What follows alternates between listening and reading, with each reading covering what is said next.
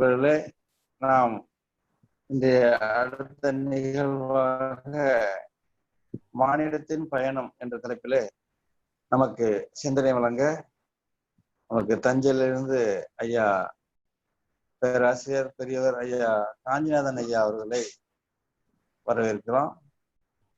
ஐயா அவர்கள் நமக்கு கடந்த இந்த லாக்டவுன் பீரியட்ல நிறைய நிகழ்வுகளை நடத்தியிருக்கிறார்கள். ஐயா அவர்களை கோயில்பட்டி அழகுவேல் நகர் மனவளக்கலை மன்ற அறக்கட்டளை சார்பாகவும் அறக்கட்டளையின் தலைவர் ஐயா வி.ஆர். நடராஜன் அவர்கள் சார்பாகவும் நிர்வாகிகள் சார்பாகவும் அன்பர்கள் சார்பாகவும் ஐயா அவர்களை வரவேற்று இந்த காலை நிகழ்வான மானிடத்தின் பயணம் என்ற தலைப்பில் ஐயா அவர்கள் சிந்தனை வழங்குமாறு அன்புடன் கேட்டுக்கொள்கிறோம். வாழ்க வளமுடன்.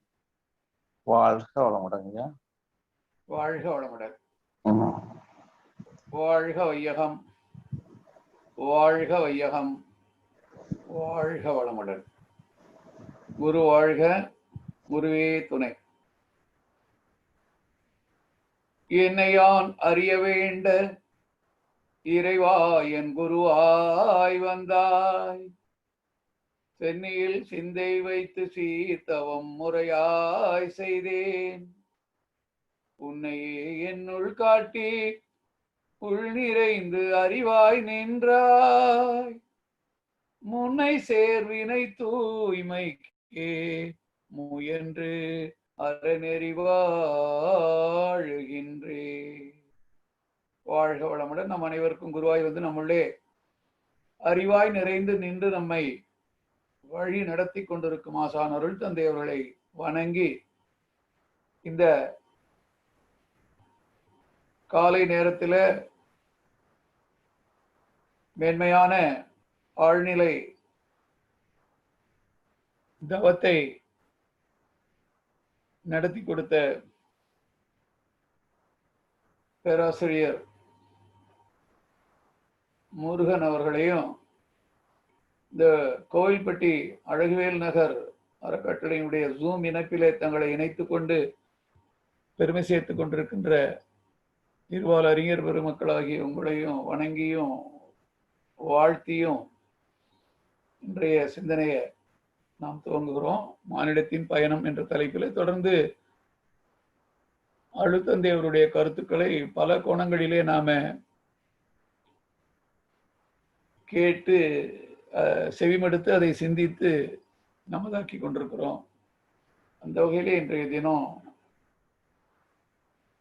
இந்த வாரம் அடுத்த ஒரு வாரம் நமக்கு வாய்ப்பு இருக்கிறது. அந்த வகையில அந்த மனிதத்தின் பயணம் என்பது வாழ்க்கை பயணம்தான். அப்போ அந்த வாழ்க்கை எந்த முறையில தொடர்ந்து நாம வாழ்ந்து கொண்டிருக்கோம், எவ்வாறு அது அமைக்கப்பட்டிருக்கிறது என்பதை பற்றி அருள் தந்தை அவர்கள் சொல்லும் பொழுது, மனிதனுடைய வாழ்க்கை என்பது 3 கோணங்களில் நமக்கு தெரிஞ்சதுதான். இன்ப துன்பங்களாக இயங்கும் அறிவின் நிலை, இயற்கை விதி எனும் ஊழ் அல்லது தெய்வநிலை, சமுதாய அமைப்பு முறை நீதி எனும் அறவாழ்வின் நெறி அல்லது அந்த ஆட்சி ஆகிய 3 துறைகளை, அந்த 3 துறைகளில் மனிதன் அடையுகின்ற தெளிவுதான் வாழ்வை உய்விக்க வல்லது. அப்போ இந்த உயிர் அறிவை அனைவருமே உள் உணர்வாய் பெற வேண்டும். பேரறிவு ஒன்று, உயிரறிவு என்பது ஒன்று. அப்ப இந்த உடல் உயிர் இணைப்பினாலே மனதை கொண்டு உடல் இயக்கப்படுகிறது. இயற்கையாக தேவைகள் நமக்கு எழுகிறது. அப்போ இந்த தேவை உணர்வு தான் அடிப்படையில நம்ம இயக்குது. தேவை, ஒரு கவியில சாமி சொல்றாங்க, தேவை உணர்வாய் எழுந்த உடல் இயக்க சிறப்பேதான் உயிர் அறிவாம். புலன்களுக்கு ஏற்ப தேவைகளை முடிக்க சூழ்நிலைகளிடமை தெரிந்து உடல் கருவிகளின் அமைப்புக்கு ஒப்ப தேவைகளை முடிக்கின்றது நம்முடைய செயல்களாகும். அந்த செயல்களை திரும்ப திரும்ப செய்வதனால் நாம் பெறுவது அனுபவம். தேவையே அறிவு இயக்கத்தினுடைய முதல் கட்டம்.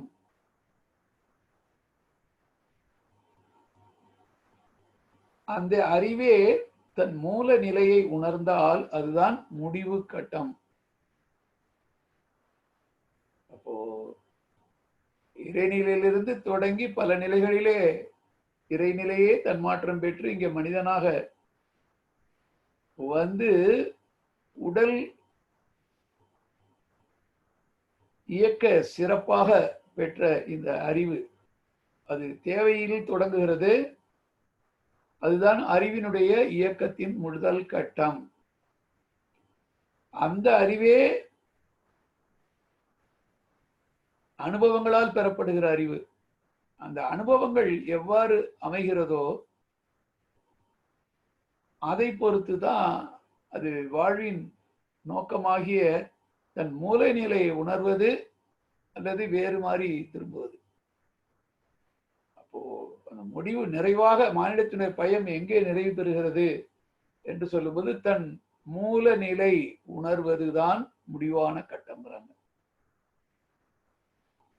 அப்போ இதற்கு ஒத்த முறையில அந்த உயிர் அறிவு இயங்கணும். அப்போ உயிர் என்ற அந்த சுழல் அலையிலிருந்து வருகிற விரிவலையாகிய அந்த ஜீவகாந்தம் புலன்கள் வழியே செயல்பட்டு பஞ்ச தன்மாத்திரைகளாக அந்த புலன் இயக்கத்தை கொண்டு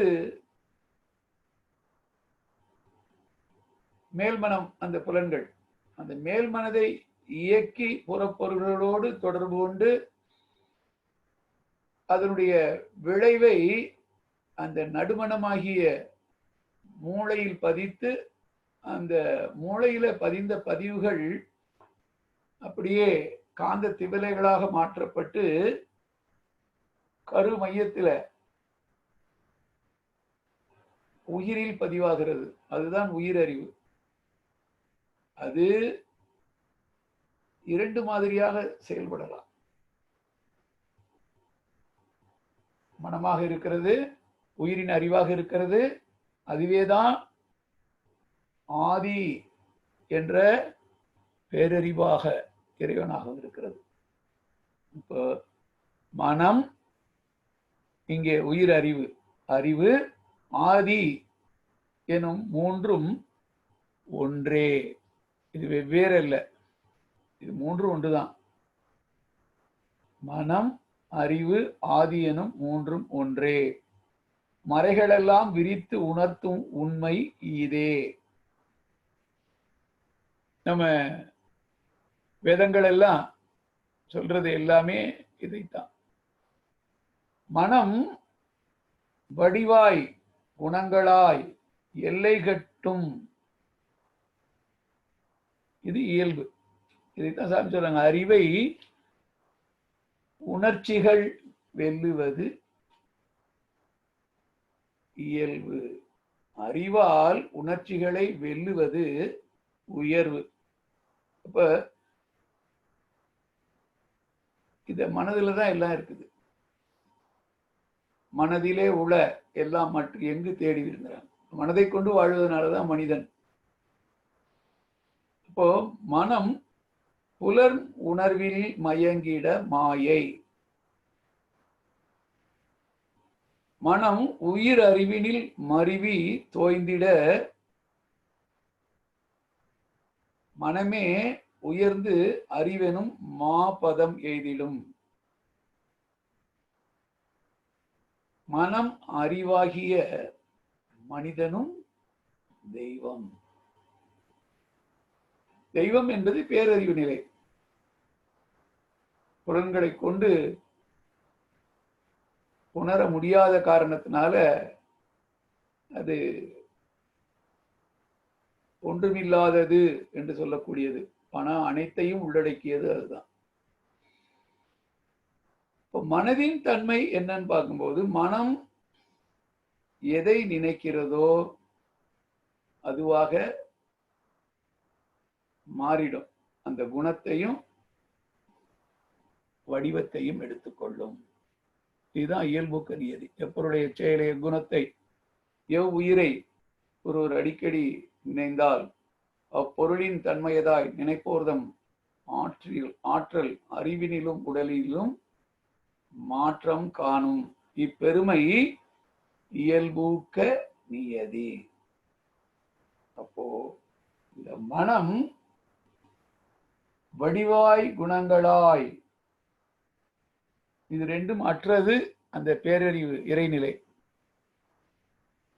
அதிலிருந்து தொடங்கி அதிலே போய் முடியணும். அதற்காகத்தான் வந்தது. தேவையே அறிவியக்க முதல் கட்டம். தன் மூல நிலை உணர்ந்தால் அதுதான் முடிவு கட்டம். அப்படி முடிய வேண்டியது இங்கே அனுபவங்களை பெறுவதற்காக செயலை செய்யணும். செயல் செய்வதற்கு உடல் வேணும். அதற்காக இந்த உடலில் இருந்து உயிர் மனமாய் இயங்கி புலன்கள் வழியே படர்ந்து அனுபவங்களை பெற்று உயிர் அறிவாக இது பதிவாயிடுது. இது எல்லை கட்டிய நிலை. அறிவை உணர்ச்சிகள் வென்றுவிடும். ஆனால் அறிவால் உணர்ச்சிகளை வெல்லுவதுதான் உயர்வு. அப்போ இந்த உயிரறிவு தன் மூல நிலையாகிய பேரறிவோடு இணையணும். அதற்குரிய வழிமுறைதான் தவம் என்று சொல்றோம். அகத்தவம். அகத்தவத்தில் என் மனதை உயிரின் மீது வைத்தேன். அலை விரைவு குறைந்து மனம் நிலைத்து அறிவாச்சு. அந்த நிலைக்கு போகணும்.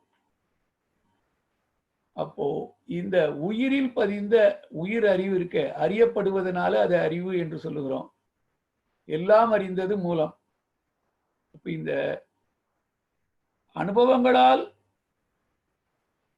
பெற்ற அறிவு தான் உயிரறிவு. இதை நாம ஜீவாத்மா, இந்த உயிரிலிருந்து இயங்கிக் கொண்டிருக்கிற இறைநிலையினுடைய ஒரு பின்னம், பிராக்ஷன், ஜீவாத்மா என்று சொல்லுகிறோம். இதனுடைய தொடக்கமும் முடிவும் அந்த பரமாத்மா. பரம் என்றால் சுப்ரீம். அதற்கு ஓமை காட்ட முடியாது. அனைத்துக்கும் ஆதியாக உள்ளது. அதனோடு இணையணும். அப்போ வெளியே நம்ம பார்க்கிறது, புலன்களால பார்க்கிறது எல்லாமே மயக்க நிலைக்கு நம்ம இட்டு செல்லும். ஏன்னா அதுல எல்லை கட்டிய ஒரு மனநிலை. அப்படி எல்லை கட்டும் மனநிலையில என்ன வரும்? எல்லை கட்டும் மனநிலையில் இன்பம் துன்பம், இரவு பகல், சிறிது பெரிது, ஆண் பெண், கீழ் மேல், நல்லதுவும் அல்லதுவும், நாணம் வீரம் நட்டம் லாபம் என்ற அனைத்தும் தோன்றும். வல்லமையும் அதன் முழுமை நிலையாய் உள்ள வரைகடுந்த மெய்ப்பொருளாம் அதை அகத்துணர்ந்தால் அல்லல் அற்று அறிவு விரிந்து விழித்தும் விரிந்தும் விழிப்பு நிலைக்கு வரும், எல்லை கட்டிய நிலையிலிருந்து உயர்ந்தும் போகும்.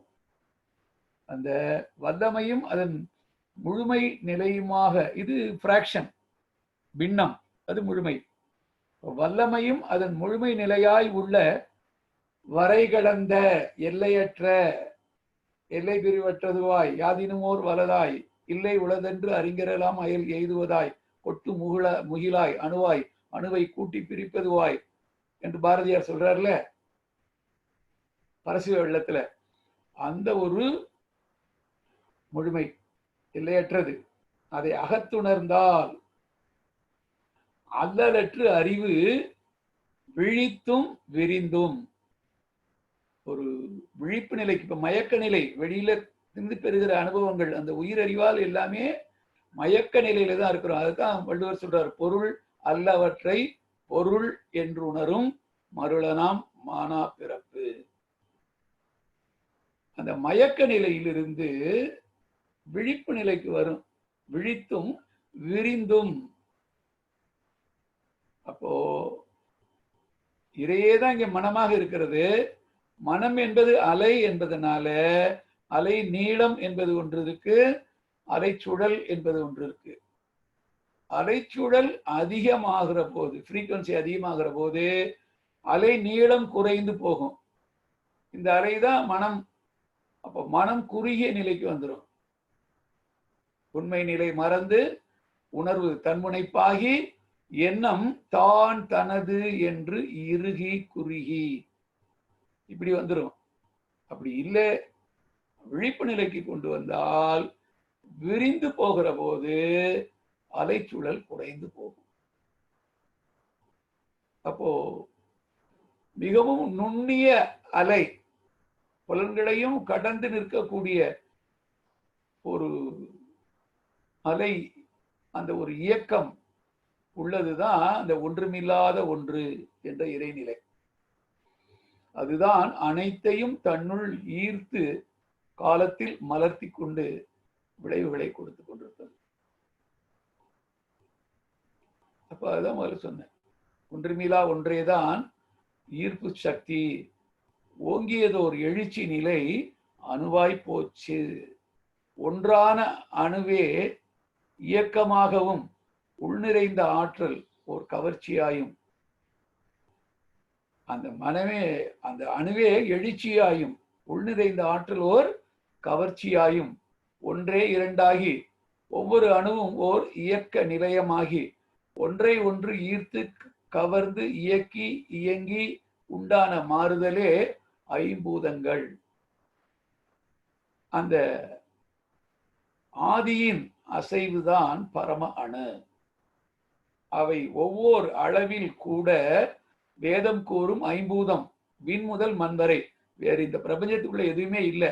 இறைநிலையும் அதன் அலையும் மட்டும்தான் இங்கே இருக்கிறது என்பதை உணர்கிற ஒரு அந்த அறிவு நிலை. அதைத்தான் நுண்மான் நுழைப்புலன் அறிவு, ஆங்கிலத்துல பர்ஸ்பியாசிட்டி என்று சொல்லுகிறோம். அந்த நுண்ணிய, மிகவும் நுண்ணிய நிலைக்கு மைன்யூட்டா போகக்கூடிய மாண்புமிக்க, மிகவும் பெருமைக்குரிய, பெருமை வாய்ந்த, எதில் நுழை, எதிலும் பெனிட்ரேட்டிவ், ஆங்கிலத்தில் எதிலையும் ஊடுருவி செல்லுவது, அனைத்தையும் தன்னுள் ஊடுருவவும் அனுமதிப்பது, இதுதான் பெர்மிசபிள் என்று ஆங்கிலத்தில் சொல்.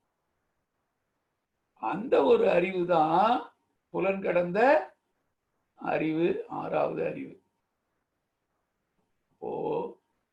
அந்த அறிவு எப்படி இருக்கணும்? வள்ளுவர் சொல்றார், எப்பொருள் எத்தன்மை தாயினும் அப்பொருள் மெய்ப்பொருள் காண்பது. அதான் அறிவு. ஆனால் இந்த அறிவு எப்படி இருக்கு? இப்ப மாறாத ஒன்று, அதுதான் இறை. அதை அனைத்துள்ளும் உணர வேண்டியது. இப்ப அந்த பொருள் அல்லாதவற்றையெல்லாம் பொருள் பொருள் பொருள் என்று அதன் மேல் பற்று வைத்து மயங்கிய நிலையில் இருக்கு. இதுதான் மயக்க நிலை, மருள் என்று சொல்றார். அருள் நிலைக்கு எதிரான மருள் நிலை, மயக்க நிலை. பொருள் அல்லவற்றை பொருள் என்று உணரும் மருளனாம் மானா பிறப்பு. ஏன் அப்படின்னா, இறைநிலையே நாம் பல முறை பார்த்திருக்கோம். இறைநிலையே பல நிலைகளில் தன்மாற்றம் பெற்றாலும் இறுதியாக இந்த மனிதன் வித்தெடுத்து வந்தது விலங்கிலிருந்து தான். விலங்கு என்பது உணர்ச்சிகளை கொண்டு வாழக்கூடியது. அதிலிருந்து வித்தெடுத்து வந்ததுனால ஆறாவது அறிவுக்கு உரிய உடல் அமைப்பை பெற்றுவிட்டாலும் அது ஆரம்ப நிலையில விலங்கின் தன்மையிலேயே தன்னை வெளிப்படுத்திக் கொள்வதனால அந்த எல்லை கட்டிய நிலையிலேயே இருக்குது. அப்போ அதை தாண்டி இந்த ஆன்மாவினுடைய நோக்கம், ஆன்மாவின் நிலை, இதை உணரணும். ஆன்மாவின் நிலை அறிந்து அதன் இயல்பு அறிந்து இனிமையான முறையில் எண்ணம் சொல் செயல் இவற்றை பயன்படுத்தி வாழ்வதே ஆன்மீக வாழ்வு. அப்போ மானுட பயணத்துல இயல்பான வாழ்க்கை நிலையிலிருந்து அந்த ஆன்மீக மேம்பாடு பெறுகிற ஆன்மீக வாழ்க்கை நிலைக்கு நாம உயரணும்.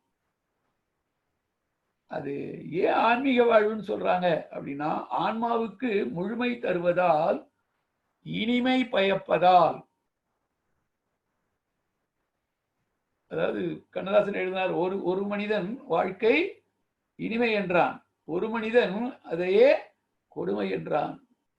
அப்போ அந்த மாதிரி ஒரு சாபமாக உள்ள நினைக்கின்ற வாழ்க்கையை வரமாக மாற்றிக்கொண்டு வாழ்வதற்குரிய இனிமையை பயப்பதால் இந்த முறை வாழ்க்கையை ஆன்மீக வாழ்வு என்று சிறப்பித்து கூறுகிறோம். அந்த அறிவு தெளிந்த நிலையிலேயே, அந்த அறிவின் தெளிவினாலேயே இவ்வாழ்வு அமைய பெறுகிறது என்பதனால இத்தகைய வாழ்க்கையை ஞான வாழ்க்கை என்று சிறப்பா சொல்றோம். அப்படி ஞான வாழ்க்கை வாழ்கிற போது அந்த ஞானம் என்ற விழிப்பு நிலையில் ஆன்மா இயக்க ஆற்றலாகவும், ஆன்மா என்பது இங்க ஜீவாத்மா, உடல் ஆன்மாவுக்கு கருவியாகவும் இருப்பது தெளிந்து உணர முடியும். இப்ப எப்படி இருக்கு? இந்த ஆன்மா உடலுக்கு அடிமையா இருக்குது. அந்த மயக்க நிலை மாறி தெளிவு நிலை, அந்த ஞானம் பெற்ற நிலையில எப்படி வரணும் அப்படின்னு சொன்னா, உடலுக்கு ஆன்மா அடிமையாகாமல் ஆன்மாவுக்கு உடலை கருவியாக கொள்ளும் தெளிந்த நிலையே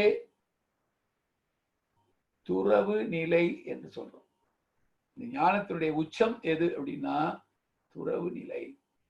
இந்த துறவு நிலை என்பதை சொல்லும்போது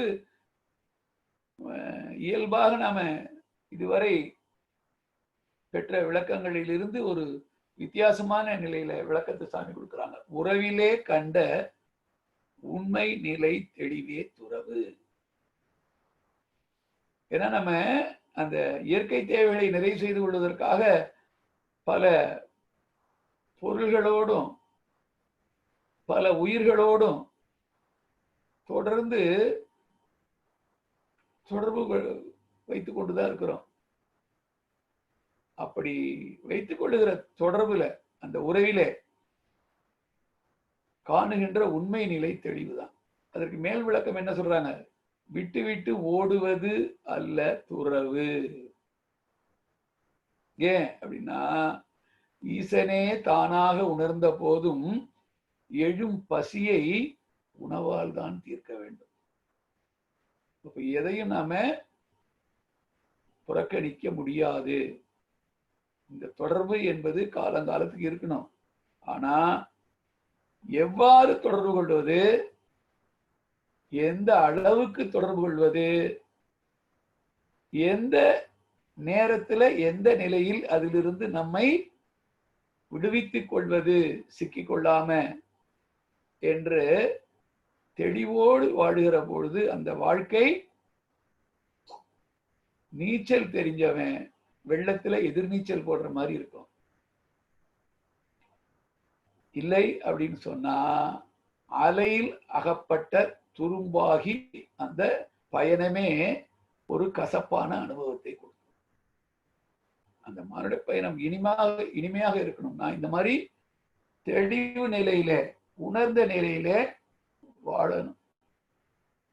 அப்படி வாழுகிற பொழுது அந்த ஏகமாக உள்ளதுதான் எல்லாமாக இருக்கிறது. ஏகன் அநேகன் இறைவன் என்று சொல்றாரு. அதற்கான உண்மை புரியும். மனம், அறிவு, ஆதி எனும் மூன்றும் ஒன்றே. மறைகளெல்லாம் விரித்துணர்த்தும் உண்மை இதே. மனம் வடிவாய் குணங்களாய் எல்லை கட்டும். மதி உயர்ந்து, சாமி எதன சொல்றாங்க, மதி உயர்ந்து உண்மை அறிய, அதுதான் மா பிரம்ம ஞானம், இறைநிலையை பற்றிய தெளிந்த அறிவு. அப்போ மதி உயர்ந்த சிறப்பில் இந்த விலங்கை நீக்கி இந்த எல்லையை கடந்து மனத்தினர் ஆதி நிலை அறிய நாடும். மனிதனுடைய இந்த சிறப்பு தான் பிறவியின் நோக்கம், மனிதனாக பிறந்ததுடைய நோக்கம். இன்னொரு பாட்டுல சொல்றாங்க, அது நான் நிறைய முறை உங்களுக்கு சொல்லியிருக்கேன். தெய்வத்தை நாடுவதும் தெளிந்து அறிவில் தேறுவதும் திருநிலையாம் மனிதனவன் பிறவி நோக்கம் பயனாம்.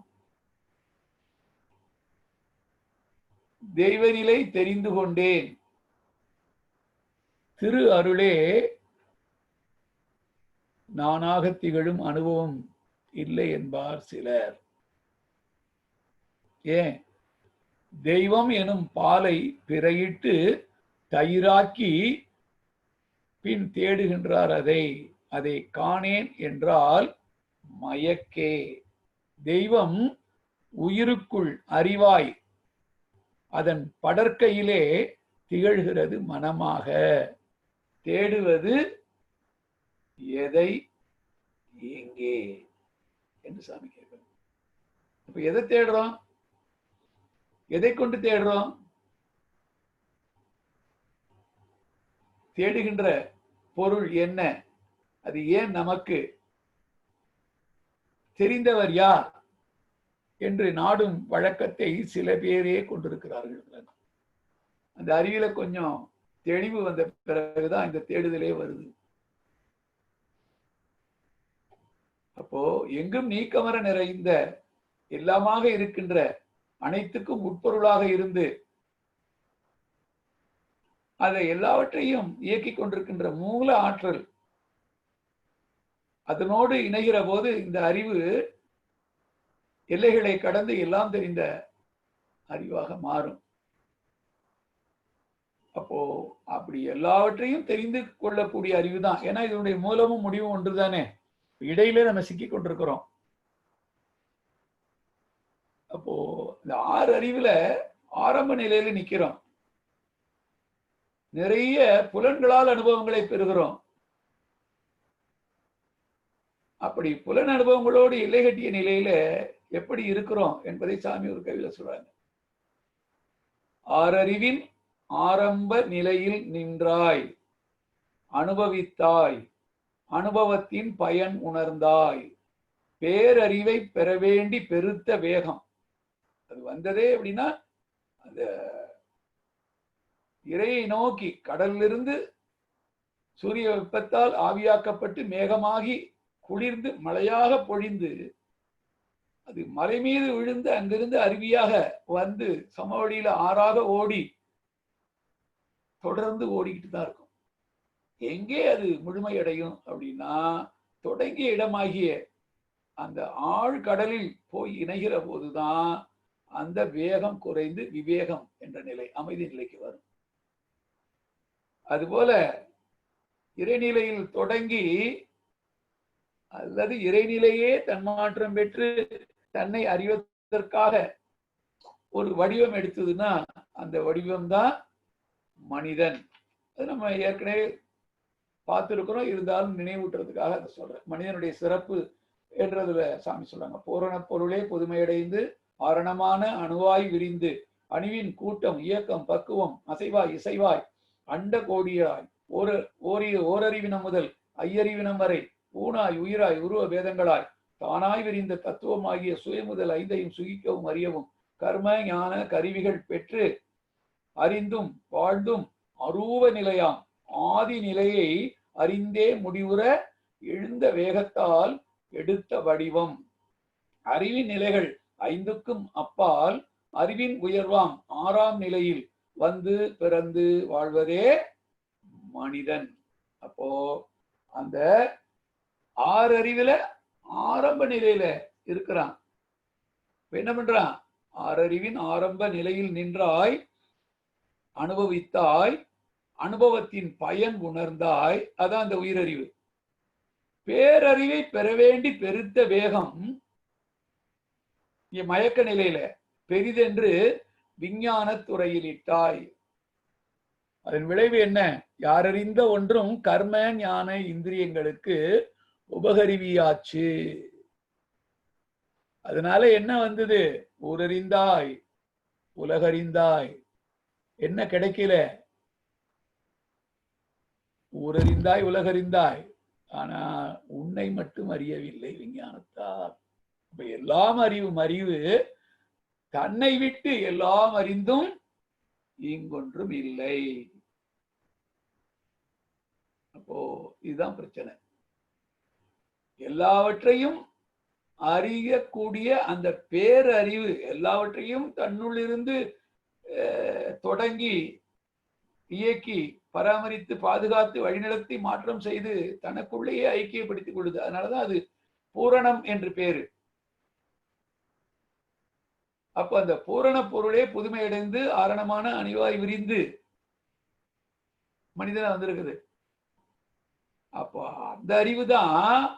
ஆனால் உடல் அளவில் எல்லை கட்டப்பட்டனால உண்மை மறந்த நிலையில, மயக்க நிலையில தன்னை தவிர மற்றதை எல்லாம் தெரிஞ்சிருச்சு. அதனால எந்த ஒரு பயனும் இல்லை. அப்ப எல்லை கட்டிய நிலையை தாண்ட முடியாம இருக்கு. இதிலிருந்து விடுவிக்கணும். அப்போ இன்னொரு கவியில சொல்றாங்க, திறம்பல வாழ்வில் பெற்றும். மனிதனுடைய திறமையை நம்ம குறைத்து மதிப்பிட முடியாது. கற்காலத்தில் தொடங்கி இன்றைக்கு கம்ப்யூட்டர் காலத்துல நிற்கிறோம். எவ்வளவு மாறுதல்கள்! உடல் கருவிகளுக்கெல்லாம் உபகருவிகள், தொலைத்தொடர்பு சாதனங்கள், வேக வாகன வசதி, அறிவின் தேடல், அறிவில உயர்ந்துங்கிற தேடல், அதற்கு அடிப்படை தேவை நிறைவு செய்யப்படணுங்கிற ஒரு உணர்வு எல்லாம் வந்துருச்சு. அதை பெறுவதற்குரிய பல திறமைகளையும் வளர்த்து கொண்டோம். ஆனால்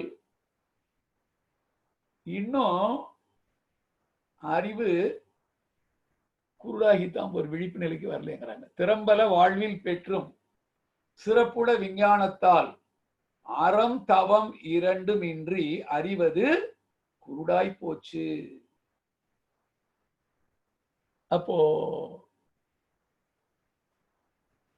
இந்த குருட்டு அறிவை வைத்துக் கொண்டு சரியானதை தேடுகிற பொழுது என்ன கிடைக்கும் அப்படின்னா, நம்மை போல் ஒரு குருடைத்தான் நம்ம நம்ப முடியும். அப்ப அந்த அறியாமை எனும் இருளை நீக்கக்கூடிய ஒரு குரு, கூரு என்றால் அறியாமை என்ற இருளை நீக்குவோர். அப்படி நம்முடைய அறியாமை என்ற இந்த குருட்டு நிலையை நீக்கணும். குருட்டினை நீக்கும் குருவினை கொள்ளணும். ஆனால் அந்த அறிவு அனுபவங்களால் உயரணும். ஆனால் அறிவு அனுபவங்களை பெறுது, அதனால இருக்கிற நிலையிலிருந்து இன்னும் தாழ்ந்து போகுது. எங்க அப்படின்னா, புலன்களால் பெறுகிற எல்லை கட்டிய அறிவு. அப்போ அதைத்தான் சாமி சொல்றாங்க, இப்படி வெளியில போய் தேடி தேடி பெற்ற அனுபவங்கள் எல்லாம் நம்ம இன்னும் வாழ்வி நோக்கத்திலிருந்து விலகி போகத்தான் செய்யுது. அப்படி விலகி போறோம் என்பதை தொடர்ந்து துன்பங்களை அனுபவிப்பதன் மூலமாக அறிந்து கொள்கிறோம். எப்பவோ இன்பமும் வருது. அப்ப இந்த ரெண்டையும் மாறி மாறி அனுபவிக்கிறோம். சுகதுக்கம் அனுபவித்தேன், சோர்வு கண்டேன், சுய அறிவால் ஆராய்ந்தேன், முடிவு காண. இந்த ஒரு நிலை வருகிற பொழுதுதான் சுக்குமமாய் மனம் குவித்து ஒடுங்கி நின்று சுகதுக்கம் உடல் இயங்கும் அறிவில் கண்டேன். சுகதுக்க சுழல் தாண்ட முறை கேட்போர்க்கு சொற்குறிப்பால் கடவுள் என குறித்து சொல்வேன். இந்த நிலையில உணர்ந்து அறியாமையில் இருக்கிறவர்களுக்கு வழிகாட்டுற நிலைக்கு உயர்ந்தவர்கள் மகா ஆண்கள். அந்த வேண்டுதல் வேண்டாமையெல்லாம் தாண்டி நிற்கிறவர்கள். தனக்கு ஓமை இல்லாதது இறை. வேண்டுதல் வேண்டாமை என்ற குணங்களை எல்லாம் கடந்து நிற்கிறது. அதனாலதான் குணாளன் குணாதீதன் என்று இறைவனுக்கு பேர். ஆனா அதுவே எல்லை கட்டிய நிலையில உடல் சார்ந்து வாழ்கிற போது எல்லைக்குட்பட்டு இன்ப துன்பங்களை மாறி மாறி அனுபவித்து அந்த அனுபவங்களால் மெல்ல உயர்ந்து உயர்ந்து ஒரு தேடுதல் வந்து அந்த சுகத்துக்கும் துக்கத்துக்குமான காரணத்தை தெளிவாக தன்னுள்ளேயே உணர்ந்து கொண்டு அந்த உணர்ந்த நிலையிலே மற்றவர்களையும் உயர்த்துவதற்குரிய நிலையில அந்த சுகத்தையும் துக்கத்தையும் சமநிலையில் பாவிக்கின்ற ஒரு நிலை, இரண்டும் அற்ற ஒரு நிலை, அதுதான் அமைதி நிலை. அப்படி அந்த நிலையில வேண்டுதல் வேண்டாமை விருப்பு வெறுப்பு என்ற நிலையெல்லாம் தாண்டிய ஒரு அமைதி நிலையில நிற்கக்கூடிய மகா ஆண் அவர் தான் வேண்டுதல் வேண்டாமை இலான் என்று சொல்லப்படுகிறது. தனக்கோமை இலான் இறைவன். அப்ப இந்த இறைவனே தன்மாற்றம் பெற்று அந்த மயக்க நிலையிலிருந்து தன்னை விடுவித்துக் கொண்டு விழிப்பு நிலைக்கு போயிட்டா அவரைத்தான் குரு என்கிறோம். அதனாலதான் குரு சாட்சாத் பரபிரம்மம். என்னை யான் அறிய வேண்ட இறைவா என் குருவாய் வந்தாய். அப்போ தவமும் தவமுடையார்க்கே என்று சொல்றாங்க. முன்னோர்கள் செய்த நல்வினையின் பயனாக நம்ம விழிப்பு நிலைக்கு அனுபவங்களால் உயர்கிற போது தேடுதல் வந்தது. அந்த தேடுதலுக்கு ஒரு விளைவு, தேடுதல் என்ற ஒரு செயலுக்கு விளைவு வரும் இல்லையா? இதான இறைநீதி. ஒரு விளைவு வந்தது என்ன அப்படின்னு சொன்னா, குரு வந்து நம்மை தடுத்து ஆட்கொண்டு விட்டார். ஏன்னா குருவை நாம தேடி போக முடியாது. அந்த அளவுக்கு நமக்கு அறிவு நிலை மேம்பாடு என்பதும் வர்ற வரைக்கும் அது சாத்தியமும் ஆகாது. இதற்கு இந்த குருவை தேடுகின்ற பொழுது அந்த தடுத்து ஆட்கொள்ளப்பட்டாலும் அதனுடைய மேன்மையை உணர்ந்து அதனோடு இணைந்து உயர்றது என்பது சற்று கடினமான ஒரு செயல்தான். இதற்கு ஒரு கதை சொல்லுவாங்க. ஒருவர் இந்த மாதிரி சுகத்தையும் துக்கத்தையும் மாறி மாறி உய்யும் வகை தேடி உள்ளம் உருகி நின்றேன். அப்படி உருகி நிற்கிற போது உயர் ஞான தீட்சை கிடைக்கணும். அந்த தேடுதலில் நான் கடவுளை காண வேண்டும், கடவுளை காண வேண்டும், கடவுளை பார்க்கணும், கடந்து உள்ளே சென்று உணர வேண்டியது. ஆனா இவர் பார்க்கணும்னு வெளியில போய் ஒவ்வொருத்தையா கேட்கிறாரு. அப்ப யாருமே அவரை தெளிவுபடுத்த முடியல. ஏன்னா அந்த அளவுக்கு தெளிவாக இல்லை. இந்த குருட்டினை நீக்கும் குருவினை கொள்ளார், குருட்டினை நீக்கா குருவினை. அவனுக்கே அந்த குருட்டுத்தனம் நின்று நீங்கல. ஆனால் ஆன்மீகத்துல போலிகள் இருக்கு. அப்படி உட்கார்ந்து கொண்டிருந்தவர்களை போட்டா தவறான ஒரு நிலைக்கு நம்மளை கொண்டு போயிடுவாங்க. குருட்டினை நீக்கும் குருவினை கொள்ளார், குருட்டினை நீக்கா குருவினை கொள்வார், குருடும் குருட்டாட்டம் ஆடி குருடும் குழி விழுந்தவாறே. இன்னும் நம்ம துன்பங்களை தொடர்கதையாக்கி கொண்டு போய்கிட்டே இருப்போம், பிறவி நின்று கொண்டே போகும். ஆனா இந்த தேடுதல் சரியான ஒரு நம்முடைய அந்த பதிவுகளுக்கு ஏற்றவாறு தேடுதலுக்கு ஒரு விடை கிடைக்கிற ஒரு சூழ்நிலை வர வரைக்கும் தேடுதல் தொடர்ந்து கொண்டேதான் இருக்கும். அங்கங்க போயிட்டு இருப்போம். அப்படி போகிற போது பல பேர் சொன்னாங்க, நாங்களும் அந்த நிலையை தேடி, அந்த இறையை தேடிக்கொண்டுதான் இருக்கிறோம். நாங்களே உணராத போது உனக்கு எப்படி காட்ட முடியுப்பா அப்படின்னு சொல்லி அப்படி நிறைய தேடிக்கிட்டே போறாரு. ஒரு இடத்துல ஒரு குருவை சந்தித்து கேட்கிற போது அவர் சொல்றாரு, நான் பெற்ற அனுபவத்தை கொண்டு உனக்கு நான் ஓரளவு தான் உதவி செய்ய முடியும். என்ன உதவி செய்ய முடியும் அப்படின்னா, கடவுளை உனக்கு காட்ட முடியாது. ஆனால் கடவுளை உனக்கு காட்டக்கூடிய ஒரு குருவை என்னால உனக்கு காட்ட முடியும். ரொம்ப சந்தோஷம். அப்ப அவர் கேட்கிறார், அவர் சொல்றாரு, அந்த குரு எப்படி இருப்பாருன்னு நான் சொல்றேன், நீ தேடி அவரை கண்டுபிடித்து அவர் மூலமாக நீ இறைவனை தெரிஞ்சுக்க அப்படின்னு சொல்லி. அவன் உடனே சொல்றான், சொல்லுங்க சாமி. அப்ப அவர் கொஞ்சம் உருவம் ஒரு குள்ளமா இருக்கும், அவருடைய கண்கள் வந்து கொஞ்சம் சிகப்பு நிறமா இருக்கும், தொந்தி வந்து பருத்து இருக்கும், பருத்த தொந்தி உடையவராக இருப்பாரு. அவர் கிட்ட போனா ஒரு நறு மனம் வீசும் அப்படின்னு சொல்றாரு. இதான் அடையாளம் பார்த்துக்கன்னு சொல்லி. உடனே இவர் ரொம்ப சந்தோஷமா அந்த மாதிரி ஒரு குருவை தேடிட்டு போறாரு. ஒரு சிலர் அந்த இடத்துல இருக்காருன்னு சொல்றாங்க. போய் பார்த்தா இவர் சொன்ன அத்தனையில ஏதாவது ஒன்று குறையுது, இவருக்கு திருப்தி இல்லை. தொடர்ந்து தேடிக்கிட்டே போறாரு. இப்படி காடு மலைன்னு கடந்து போய் 20 வருடங்களுக்கு பிறகு ஒரு இடத்துல அந்த மாதிரி ஒருத்தரை பார்த்துடுறாரு. அந்த சொன்ன அத்தனை அடையாளங்களும் சரியா இருக்கு. உடனே போய் அவர் காலில் விழுந்து, குருவே, நீங்க தான் என்னை உயர்த்தணும், அறிவுல இறைவனை எனக்கு காட்டணும்.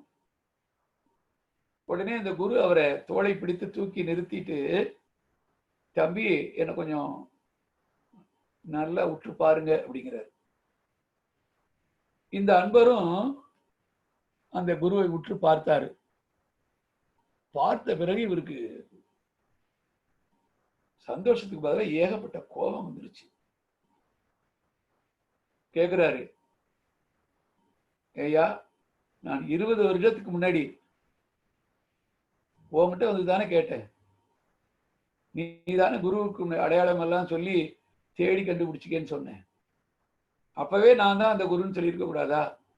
20 வருடமா எத்தனை இடங்கள்ல காடு மேடெல்லாம் தேடி ஓடி நான் எவ்வளவு கஷ்டப்பட்டு இப்ப கண்டுபிடிச்சு வேண்டியிருக்கு அப்படின்னு. அப்போ அவர் சிரிச்சுக்கிட்டே சொல்றாரு, தம்பி, உனக்கு அன்றைக்கு நான் அடையாளம் சொன்னேன், ஆனால் உன்னுடைய பதிவுகளும் உன்னுடைய அறிவு நிலையும் அந்த புறக்கண்ணை கொண்டு அதை உணர்வதற்குரிய நிலையில் அன்று இல்லை. நீ வந்து காடு மலையெல்லாம் கடந்து கடந்து கடந்து இவ்வளவு தூரம் வந்து அலைஞ்சேன்னு சொல்றியே, நீ ஒவ்வொரு இடத்துக்கும் வர்றதுக்கு முன்னாடி, உனக்கு முன்னாடி அந்த இடத்துக்கு போய் நான் உட்கார்ந்து உட்கார்ந்து உன்னை வரவேற்று பேசினேனே, நான் எவ்வளவு உண்மையில அக்கறை எடுத்துக்கொண்டு போனேன். இதான் நாம் ஓரடி எடுத்து வைத்தால் தெய்வம் நம்மை நோக்கி 10 அடி எடுத்து வைக்கும் சொல்லுவாங்க. அப்போ அந்த தேடுதல் இருந்தால் குரு வந்து நம்மை தடுத்து ஆட்கொள்ளுவார். அப்போ உன்னையோ கடவுளையோ அறிய வென்றால் ஒரு குறுக்கு வழி உண்டு. என்னது? உள்ளுணர்ந்து தன்னை அறிந்து அந்நிலையில் நிலைத்து வாழும் தனி கருணை வடிவான குருவை அடைந்தால் என்ன பண்ணுவாரு? அன்னை வயிற்றடைந்து உடலாய் உருவாய் வந்த ஆதி கருவை உந்தன் புருவத்திடை நிறுத்த, பின்னே சில நாள் நீ அவ்விடத்தே நிலைத்து நிற்க, வேதமற்ற உந்தன் நிலையே கடவுளாய் மாறும். அந்த நிலையில் தொடர்ந்து பயிற்சி பண்ண ஆரம்பிக்கிறோம். பயிற்சி பண்ணி இந்த எல்லை கட்டிய தன்முனைப்பு என்ற ஒரு நிலையிலிருந்து நன்முனைப்பை நோக்கி நாம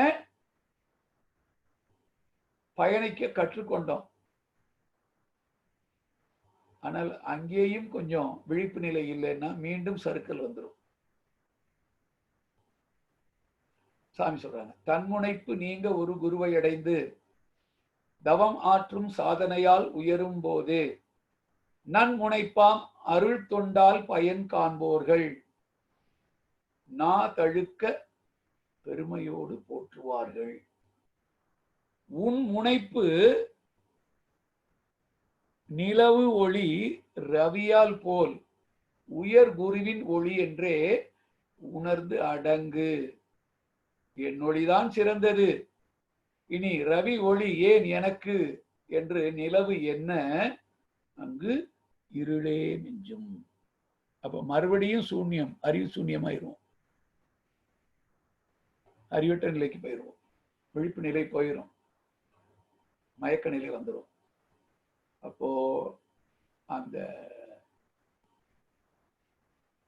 வேண்டிய நிலையை நாம் அந்த விழிப்பு நிலையோடு தன்முனைப்பை நீக்கி நன்முனைப்புக்கு வருகிற பொழுது கூட அந்த தற்புகழ்ச்சி, தற்பெருமை பேசுவது என்பது இருந்தா மீண்டும் சரிக்கிறோம் கீழே. அப்ப என்ன பண்ணணும்? சாமி சொல்றாங்க, புகழ்ந்துரைக்கும் வார்த்தைகளால் பூரிப்பு எய்தல். பிறர் நம்மளை அப்படியே நீங்க வந்ததுக்கு அப்புறம் தான் இந்த மன்றமே இந்த அளவுக்கு, உங்ககிட்ட நான் வந்ததுக்கு அப்புறம் தான் இவ்வளவு அறிவுல தெளிவுபட்டிருக்கேன், வாழ்க்கையே நல்லா இருக்குது என்றெல்லாம் யாராவது சொல்லும் போது என்ன ஆகிறோம்? சுகமா கேட்டுக்கிட்டு இருக்கிறோம், ரொம்ப நல்லா அப்படியே இருக்கு.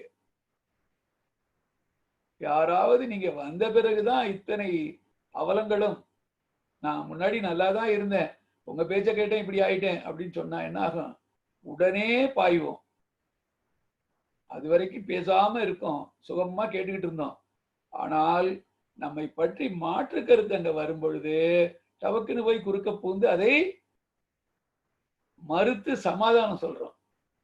செல்ஃப் டிஃபென்ஸ் இது கூடாதுங்கிறாங்க. புகழ்ந்துரைக்கும் வார்த்தைகளால் பூரி பெய்தல் பொருத்தமிலா தன்மையையே வெளிப்படுத்தும். நிகழ்ந்த ஒன்றின் காரணமும் விளைவும் கண்டால் நீ ஒருவன் மட்டும் அதற்கு உரியோன் அல்ல. ஏன்? இந்த உலகம், நாம் இந்த உலகத்துக்கு வர்றதுக்கு முன்னாடியும் இது இயங்கி கொண்டுதான் இருந்தது. பின்னால நாம் இயக்கம் நின்று விட்டாலும் இந்த உலகம் நின்றுடாது, தொடர்ந்து இயங்கிட்டு தான் இருக்கும். அப்ப இடையில வந்து போற சிறு நிகழ்ச்சி தான் நாம. இதை உணர்ந்து கொண்டா அந்த பிரச்சனை வராது. இப்போ புகழ்ந்துரைக்கும் வார்த்தைகளால் பூரி பெய்தல் பொருத்தமிலா தன்மையையே வெளிப்படுத்தும். நிகழ்ந்த ஒன்றின் காரணமும் விளைவும் கண்டால் நீ ஒருவன் மட்டும் அதற்கு உரியோன் அல்ல. உதாரணம் பார்க்கலாம். ஒரு கவர்மெண்ட் ஃபார்ம் ஆகி அந்த கவர்மெண்ட்ல அதிகாரிகள்லாம் சேர்ந்து ஒரு பாலம், ஒரு மேம்பாலம் கட்டுறதுக்கு ப்ராஜெக்ட் எல்லாம் போட்டு எல்லாம் அதை எக்ஸிக்யூட் பண்றாங்க. ஃபண்டெல்லாம் ஒதுக்கி அதுக்கெல்லாம் எல்லாம் ஒர்க் அலோகேஷன்லாம் சரியா பண்ணி தொடர்ந்து வேலை நடந்து முடியும் தருவாயில் இவருடைய ஆட்சி காலம் முடிஞ்சிருது. அடுத்த இன்னொரு கட்சியை சார்ந்தவர்கள் ஆட்சி அமைக்கிறாங்க வெற்றி பெற்று. அவர்கள் வந்து அந்த வேலையை தொடர்ந்து அந்த பாலத்தை அந்த அமைச்சர் ஓபன் பண்றாரு. இப்ப இந்த பாலத்தை நான் தான் அப்படின்னு சொன்னா அது எப்படி இருக்கும்? தொடர்ந்து வந்து விட்டு இருக்கு. மனிதகுலம் தோன்றிய நாளிலிருந்து அந்த அறிவு மேம்பாட்டுக்காக எத்தனையோ பேர் உழைத்திருக்கிறாங்க. அவர் பேருடைய உழைப்பின் ஒரு பயனாகத்தான் இன்றைக்கு நாம உருவாகி இந்த அறிவு நிலைக்கு மேம்பட்டு இருக்கிறோம். அதான் சொல்றாங்க, உன் முனைப்பு நிலவு ஒளி ரவியால் போல உயர் குருவின் ஒளி என்றே உணர்ந்து அடங்கு. இந்த அடக்கம் தான், உன்னிலே நான் அடங்க, என்னுள்ளே நீ விளங்க, உனது தன்மை ஒளிர, எனது உள்ளம் தூய்மை பெற்றேன், இன்னும் வேற என்ன வேண்டும், பேறு பெற்ற பின்னர் எடுத்த மனித பிறப்பு எய்தியது முழுமை. அப்ப அந்த நிலைக்கு வரணும். அப்போ செயல்படுறவங்களை தான் மற்றவர்கள் குறை சொல்லுவாங்க. அதை புரிஞ்சுக்கணும். காய்க்கிற மரம் தான் கல்லடி போடுன்னு சொல்லுவாங்க. காய்க்காத மரத்துக்கிட்ட போய் யாரும் நிற்கவும் மாட்டாங்க, அதை கல் எடுத்து போடவும் மாட்டாங்க. எது காய்த்து பயனை கொடுக்கிறதோ அந்த மரம் தான் கல்லடிப்படும். அதுபோல யார் சரியாக செயல்படுகிறார்களோ அவர்களைத்தான் சும்மா இருக்கிறவங்க, அது குடும்பத்திலேயா இருக்கிறான், மன்றத்திலேயா இருக்கலாம், எங்க வேணாலும் இருக்கலாம், செயல்படுகிறவர்களைத்தான் சும்மா இருப்பவர்கள். ஏன்னா அவங்களுக்கு வேற வேலை கிடையாது, மற்றவர்களை கவனிக்கிறது தான் வேலை. அப்ப அவர்கள் அந்த குறைகளை சொல்லலாம். அதை இன்னொன்னு சொல்றாங்க அந்த பாட்டிலே கண்டினியூ. புகழ்ந்துரைக்கும் வார்த்தைகளால் பூரி பெய்தல் பொருத்தமில்லா தன்மையே வெளிப்படுத்தும். நிகழ்ந்த ஒன்றின் காரணமும் விளைவும் கண்டால் நீ ஒருவன் மட்டும் அதற்கு உரியோன் அல்ல. அப்போ இகழ்ந்துரைகளை ஏற்று, யாராவது ஒண்ணு குறைத்து பேசினா நம்மை பற்றிய மதிப்பீடு என்பது அவர்களுடைய அறிவை கொண்டு அவர்கள் பார்க்கிற கோணத்துல எடுத்த ஒரு முடிவை சொல்றாங்க, அதுதான் விமர்சனம். அது உண்மை அல்ல. ஆனா நம்ம என்ன நினைக்கிறோம், மற்றவங்க சொல்றது அப்படியே நம்முடைய தன்மையாக எடுத்துக்கொண்டு ஏமாந்துடுறோம். இந்த இடத்துல கொஞ்சம் விழிப்பு நிலையோடு இருக்கணும். இகழ்ந்துரைகளை ஏற்று, அதே நேரத்தில் என்னை யாருமே குறை சொல்லக்கூடாதுன்னு சொன்னா நான் முன்னேற தயாரா இல்லைன்னு அர்த்தம். எடுப்பாரா இல்ல ஏமராமன்னு கெடுப்பாரின்றி தானே கெடும். அப்ப சரியான ஒரு எதிர்கட்சி இல்லைன்னா ஆட்சி சிறப்பா இருக்காது. அதுபோல நம்மை விமர்சனம் செய்பவர்கள் தான் நம் வளர்ச்சிக்கு உதவி செய்கிறார்கள் என்ற உணர்வோடு அவர்களை கவனிக்கணும். இகழ்ந்துரைகளை ஏற்று இது ஏன் வந்தது என ஆய்ந்து திருந்திட உயர்வாகும். அவர்கள் சொல்றதுல உண்மை இருந்தால் அதை திறந்த மனதோடு ஏற்றுக்கொண்டு நம்மை மாற்றிக்கொள்ளணும். இல்லையா அவர்களுடைய அறிவு நிலை அதுதான் என்று அவர்களை நம்ம சிந்திப்பதற்கு ஒரு கருவியாக அவங்க இருந்தாங்கிற ஒரு நல்ல மனதோடு அவர்களை வாழ்த்தணும். அதை விட்டுட்டு கோபப்படக்கூடாது. இதையும் தாண்டி நம்ம பல அறிவு நிலைகள்ல மக்கள் வாழ்ந்து கொண்டிருக்கிறாங்க.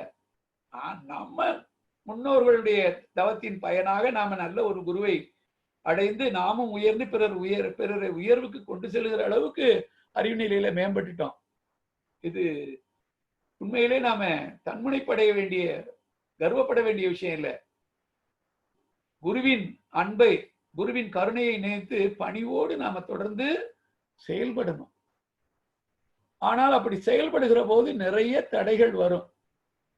ஏன்னா உணர்ந்தவர்கள் அனைவரையும் ஏற்றுக்கொள்வார், உணராதவர் உணர்ந்தவரை எதிர்த்து நிற்பார், உணர்ந்தவர்கள் எதிர்ப்பவரை கெடுக்க மாட்டார், உணராதவர் உணர்ந்தவரை அழிக்க பார்ப்பார். உலகில் உணர்ந்தோர் சிலர், உணராதோர் பலர் உளர். இந்த நிலை காலப்போக்கால் உணர்ந்தோர்கள் எண்ணிக்கை உயரும் மட்டும் உணராதோர் பழிச்செயலே ஓங்கி நிற்கும் சாமி சொல்லியிருக்காங்க. அப்ப இதெல்லாம் நடக்கத்தான் செய்யணும். அப்போல்லாம் எப்படி நாம இருக்கணும், நாம மனவளக்கலைக்குள்ளேயே வந்தது வச்சுக்கோங்க. எதுக்கு வந்தோம், நம்முடைய அமைதிக்காக வந்தோம். அதை கடைசி வரைக்கும் மறக்காம அந்த அமைதி கெடாத அளவிலே நம்முடைய செயல்பாடுகளை சீரமைத்துக் கொண்டே வரணும். அதற்கு நான் யார் என்று உணரும் போதுதான் அந்த தெளிவு வரும். அதுக்கு இன்னொரு கவி சாமி சொல்றாங்க, அதோடு சொல்லி நான் நிறைவு பண்ணிடுறேன். அந்த கவி, எமை தூற்றி பொறாமையினால் பிறர் பழித்தால், என பிறர் வளம் கண்டு பொறுக்க முடியாத தன்மை பொறாமை. அந்த பொறாமையில தான் நம்மளை குறைத்து பேசுறாங்க. நாம் குறைந்தவர்கள் அல்ல, அதை முதல்ல உணரணும். அதான் சொல்றாங்க, எமை தூற்றி பொறாமையினால் பிறர் பழித்தால் எம் வினையே வெளிப்படுவதாக எண்ணி சுமை மனதில் கொள்ளாது அமைதி காண்போம். சொற்சூடு அளிப்போர்க்கு வாழ்த்து சொல்வோம். இமை கண்ணை காப்பது போல் இறை எவர்க்கும் துன்பத்துள்ளும் காவலாய் அமை நியதி என்றென்றும் மறத்தல் கூடா. அச்சமில்லை அச்சமில்லை அருட்சுடர் நாம். மறுபடியும் இந்த கவியை சொல்றேன், கொஞ்சம் ஆழ்ந்து கவனிங்க. நிறைய பேருக்கு தெரிஞ்சிருக்குது, தெரியாதவர்களுக்காக சொல்றேன். எமை தூற்றி பொறாமையினால் பிறர் பழித்தால் எம் வினையே வெளிப்படுதலாக எண்ணி சுமை மனதில் கொள்ளாது அமைதி காண்போம். இடுக்கன் வருங்கால் நகுன்னு சொன்னால துன்பம் வரும்போது சிரிக்கணும். ஏன், நாம் தூய்மையாகி கொண்டிருக்கிறோம். தூய்மை எனில் பழிச்செயல்கள் பதிவு நீக்கம், துன்ப அனுபவமாய் இயற்கை நல்கும். புரியுதா? அப்ப இந்த துன்பங்கள் வர வர நாம தூய்மையாகிட்டு இருக்கோம், நம்முடைய பதிவுகள் போயிட்டு இருக்குது. அதனால சந்தோஷப்படணும். தூய்மை எனில் பதிச்செயல்கள் பதிவு நீக்கம். அதனால எம்மை தூற்றி பொறாமையினால் பிறர் பழித்தால் என் வினையே வெளிப்படுதலாக எண்ணி சுமை மனதில் கொள்ளாது அமைதி காண்போம். சொற்சூடு அளிப்போர்க்கு வாழ்த்து சொல்வோம். இமை கண்ணை காப்பது போல் இறை எவர்க்கும் எத்துன்பத்துள்ளும் அமை நியதி என்றென்றும் மறத்தல். இதான் இயற்கை நியதி, மறத்தல் கூடா. அச்சமில்லை அச்சமில்லை அருட்சுடர் நாம். ஏன்னா அந்த தெய்வமே நாம நம்முள்ளிருந்து நம்மை இயக்கி கொண்டிருக்கிறது என்ற உண்மையை உணர்கிற போது எல்லாவற்றிலையும் அதை பார்க்கிற பண்பு வந்துடும். அப்ப எப்படி இருக்கும் வாழ்க்கை? எல்லையற்ற இறைநிலை எல்லாமாக இருப்பது தெரிகிற போது என்னாகும் அப்படின்னு சொன்னா எல்லாவற்றிலுமே ஏற்றம் தான். எல்லா வாழ்க்கையில ஏற்றம் தான், இரக்கம் என்பதே கிடையாது. அப்படி ஏற்றமாக வாழுகிற பொழுது என்னாகும் அப்படின்னா எதை பார்த்தாலும் இறை என்ற ஒரு, அப்ப இந்த தன்முனைப்பு அந்த போய் உண்மையை உணர்ந்து அதையே பேசுகிற, நல்லதே எண்ணி நல்லதே செய்து நலமோடு வாழுகிற பண்பு வந்துடும். அப்படி வந்தா அதுதான் நாம் இந்த மாநிலத்தின் பயணத்தில் பெற வேண்டிய ஒரு இறுதியான ஒன்று என்பதை சொல்லி காலம் கருதி வாய்ப்புக்கும் நன்றி கூறி இந்த சிந்தனையை தற்காலிகமாக நம்ம இதோடு நிறைவு செய்து கொள்வோம். வாழ்க வளமுடன், வாழ்க வளமுடன், வாழ்க வளமுடன்.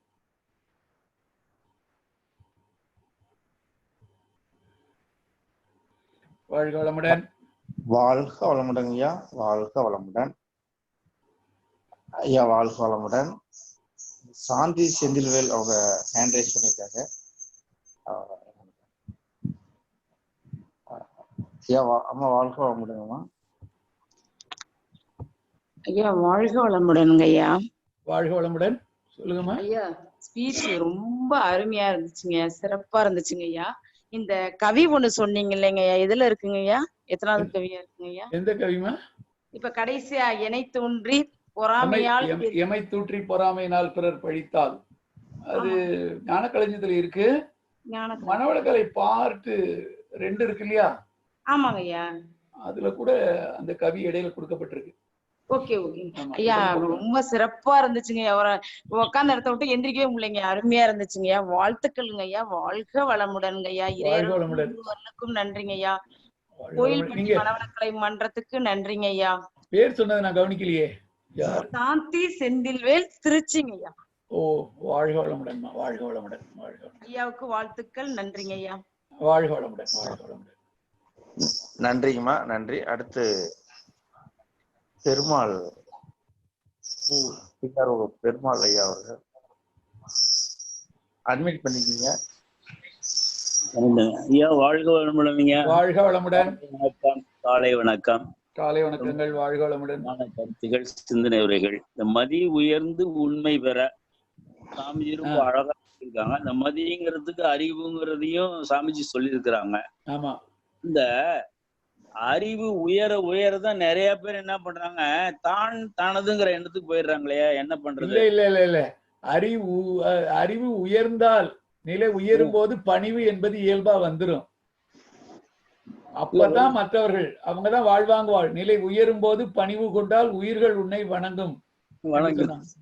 அப்போ ஐயப்படாது அகத்தது உணர்வானை தெய்வத்தோடு ஒப்பக்கொள்ளல்னு சொல்லியிருக்காங்க. சரி. இந்த உயிர் அறிவு உண்மை அறிவா மாறும் பொழுது அந்த முனைப்பு இருக்காது. உண்மை அறிவா போனோம். அப்ப ஆமா, இப்ப பொருள் புகழ் செல்வாக்கு புலனின்பம்னு வெளியிலேயே எல்லை கட்டிய நிலையிலேயே உயர்ந்துட்டு போறாங்க. அதுல அது மாதிரி இருக்கிற போதுதான் இந்த மாதிரி நீங்க சொல்ற நிலை இருக்கும். உண்மையில் உயர்வு என்றால் சாமி சொல்லாங்கல்ல, கடவுளை உணர்ந்தவர் கடமையில் வாழ்வார்னு. சரி, சரிங்க. உள்ளுணர்வாய் அந்த உயிரறிவு உள்ளுணர் அறிவாய் பேரறிவாய் மாறிடுச்சுன்னா, தரம் மாறும் பொழுது அங்க அனைவரையும் ஏற்றுக்கொள்கிற பக்குவம் இயல்பா வந்துடும். இப்படி வரலன்னு சொன்னா, அத பழுத்த நிலை வரும் வரையில் நீ நான் என்போம், பதமடைந்தோம் ஒன்றானோம் பரமானந்தம். நிலைக்கு போகலைன்னா இப்படிதான். அதை பற்றி நாம கவலைப்பட வேண்டியதில்லை. அது இயல்பு. அப்ப உணர்ந்தது போல சொல்லி மற்றவர்களை இது பண்ணி ஒரு உயர்வு வந்ததுக்கு அப்புறம் மற்றவர்களை பொறாமை உணர்வுல அதாவது அதான் சொல்றேன், நான் முன்னாடியே பேசியிருக்கேன், உங்களுக்கு தெரியும். அதாவது இந்த பொருள் புகழ் செல்வாக்கு புலனின்பம் என்ற 4ஐயும் சொல்லுங்க. தன்முனைப்பில் பயன்படுத்தும் போது வேற மாதிரி இருக்கும். நன்முனைப்போடு அதை பயன்படுத்தும் போது, இப்ப புலனின்பத்துல அளவு முறை வந்துச்சுன்னா பொருள் அபரிதமா வரும், சர்ப்ளஸ் இருக்கும், ஈகை இயல்பாகும், அப்போ உயர் புகழ் வரும். அப்படி உயர் புகழ் எவ்வளவு வருதோ அந்த அளவுக்கு செல்வாக்கு என்பதும் கூடும். அப்ப அந்த ஒரு நிலை வேற. இது அதாவது இது ஒரு பேருந்து நிலையத்துல நம்ம நிக்கிற மாதிரி நிக்கிறோம். இப்போ சரிங்க, தஞ்சாவூர்ல நிக்கிறேன், நான் கும்பகோணத்துல இருந்து திருச்சி போகணும். அங்க மயக்க நிலையில மற்றவரோட பேசிக்கிட்டே, வழியனுப்ப வந்தவரோட பேசிக்கிட்டே நிக்கிறேன். வருது திருச்சி கும்பகோணம்னு போட்டு வருது. நான் எங்க போகுதுன்னு பார்க்காம திருச்சிக்கு போறதா நினைச்சுக்கிட்டு அதுல ஏறிடுறேன். கும்பகோணத்துல இருந்து தான் வந்தேன் திருச்சி போறதுக்கு. ஆனா இந்த ஏறின பஸ் திருச்சி கும்பகோணம் ரெண்டுமே போட்டிருக்கோம். ஆனா இது திருச்சியில இருந்து கும்பகோணம் போறது. நான் தெரியாம ஏறிட்டு பணத்தை கையில எடுத்துட்டு பார்க்கும்போது பார்த்தா நான் வந்த வழியிலே போயிட்டு இருக்கு. ஐயோ, நான் இங்க இல்ல அங்க போகணுங்கிறேன். அந்த நிலை தான் இப்போ.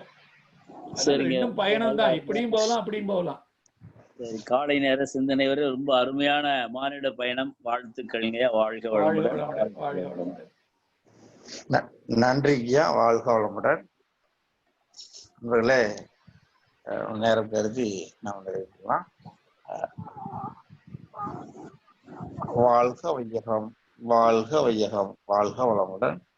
அவருக்கு இந்த கடந்த ஒரு மணி நேரமாக ஐயா அவர்கள் பயண என்ற தலைப்பிலே சிறப்பான சிந்தனை ஐயா அவர்கள் வழங்கினார்கள். ஐயா அவர்களை வாழ்த்தி மகிழ்வோம். அதற்கு முன்பு இன்றைய நிகழ்வுகள் பற்றிய அறிவிப்பு. இன்று காலை 10 மணிக்கு நமக்கு மண்டல அளவில் நடைபெறுகிற ஜூப் நிகழ்ச்சி நடைபெற இருக்கிறது. அதைத் தொடர்ந்து நமக்கு இன்று மாலை 6:30க்கு நமக்கு நெய்வேலியில இருந்து முதுநிலை பேராசிரியர் ஐயா உதயகுமார் அவர்கள் நமக்கு பக்தியும் ஞானமும் என்ற தலைப்பிலே சிந்தனை வழங்க இருக்கிறார்கள். முதுநிலை பேராசிரியர் நெய்வேலியிலிருந்து உதயகுமார் ஐயா அவர்கள். வாழ்க வளமுடன், வாழ்க வளமுடன். இப்ப ஐயா அவர்களை நாம் வாழ்த்தி மகிழ்வோம். வாழ்த்தி அனைவரும் துரியனிலிருந்து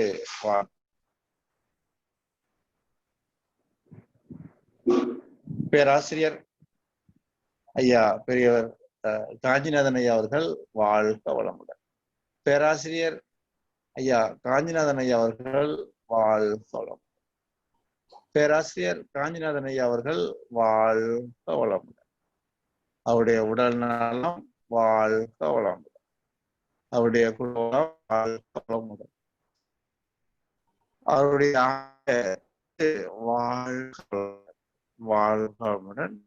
கோயில்பட்டி அழகுவில் நகர் மனக்கலை மன்ற அறக்கட்டளை சார்பாகவும், அறக்கட்டளையின் தலைவர் ஐயா வி.ஆர். நடராஜன் அவர்கள் சார்பாகவும், நிர்வாகிகள் சார்பாகவும், அன்பர்கள் சார்பாகவும் ஐயா அவர்களை நன்றியிலும் வாழ்த்துக்களும் தெரிவித்துக்கிறோம்.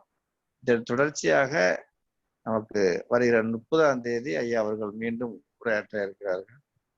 அதோடு நம் இந்த அறக்கட்டளை சார்பாக நடைபெறுகிற ஜூம் நிகழ்ச்சி நிறைவு பெறுகிறது. அடுத்த நிகழ்வுகள் அனைவும் மண்டல அளவில் நடைபெற இருப்பதால் நாம் அந்த 30-31 நிறைவு செய்ய இருக்கிறோம் என்பது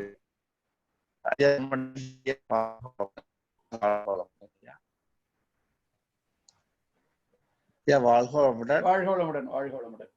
நன்றி. நன்றிங்க, நன்றி. உலக நல வாழ்த்து பாடி நிறைவு செய்து கொள்வோம். உலக நல வாழ்த்து. உலகமெல்லாம் பருவமழை ஒத்தபடி பெய்யட்டும், உழவரெல்லாம் தானியத்தை ஒப்புடனே பெருக்கட்டும், பல தொழில்கள் புரிகின்ற பாட்டாளி உயரட்டும், பகுத்துணர்வில் தொகுத்துணர்வு பண்பாட்டை உயர்த்தட்டும், கலகங்கள் போட்டி பகை கடந்தாட்சி நடக்கட்டும், கல்லாமை கடன் வறுமை களங்கங்கள் மறையட்டும், நலவாழ்வை அளிக்கும் மெய்ஞான ஒளி வீசட்டும்.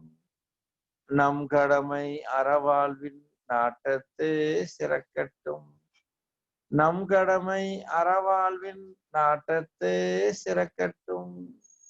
வாழ்க வையகம், வாழ்க வையகம், வாழ்க வளமுடன். நன்றிங்க, நன்றி. வாழ்க வளமுடன். இந்த இணைப்பில் இணைந்திருந்த அன்பர்களும் அன்பு குடும்பங்களும் வாழ்க வளமுடன், வாழ்க வளமுடன், வாழ்க வளமுடன். மீண்டும் மாலை 6:30 மணிக்கு இணைந்திருப்போம். வாழ்க வளமுடன்.